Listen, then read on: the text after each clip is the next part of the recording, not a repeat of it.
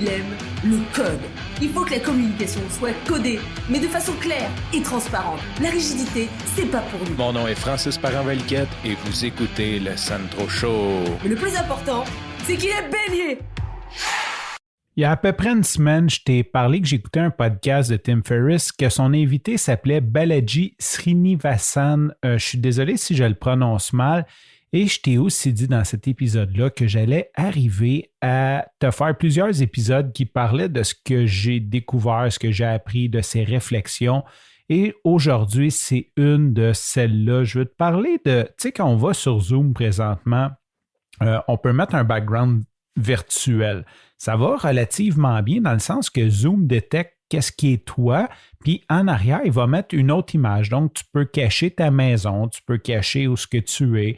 Ça te permet une certaine anonymat parce que quand tu fais des rencontres sur Zoom, tu n'as peut-être pas envie que les gens voient que tu es en train de déménager, que tu es d'une chambre d'hôtel, que tu n'es pas chez toi ou peu importe. Donc, tu peux te mettre un background virtuel. Et Balaji est super gros dans donner une chance, l'anonymité, mais pas dans le sens comme être anonyme pour faire des mauvais coups, mais être anonyme pour pouvoir donner une chance à tout le monde, une chance égale sur la planète à tout le monde.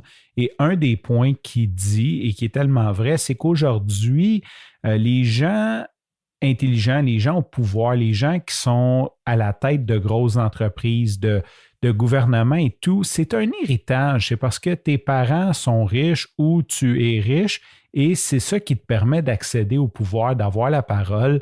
Et c'est sûr que si tu es né d'un pays du tiers-monde, que tu n'as pas d'argent, ben même si tu es intelligent là, à l'espèce de Will Hunting, tu n'auras jamais la chance de t'exprimer ou de montrer tes connaissances. Et ce qu'il dit, c'est que d'ici 5 ans, ça c'est une prédiction qu'il fait, et honnêtement, ce gars-là semble avoir fait énormément de prédictions qui se sont révélées vraies.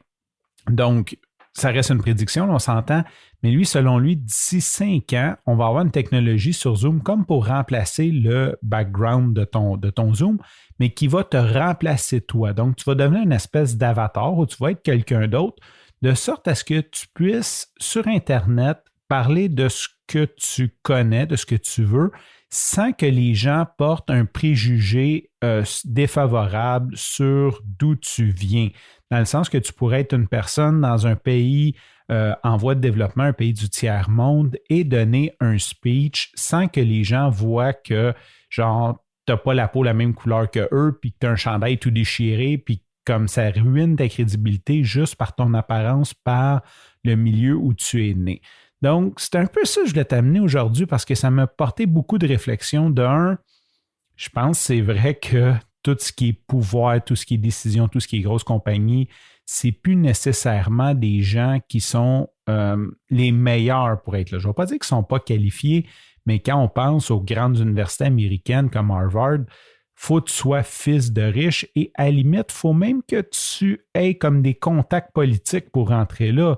Donc, OK, c'est bien beau que tu as fait Harvard, mais tu as hérité de Harvard. Tu t'es pas rendu à Harvard juste parce que tu es bon ou parce que tu es le meilleur de la personne. Fait que c'est ce que je voulais parler avec toi aujourd'hui. Je voulais te porter à réflexion. Est-ce que tu penses que ça serait cool d'avoir un Zoom qui te transforme littéralement, qui change ta voix, qui change comment tu es? Donc, tu fais ton speech sur Zoom, mais comme un background virtuel, tu deviens un invité virtuel. Sur ce, je te remercie pour ton écoute. Je te dis à demain et bye bye.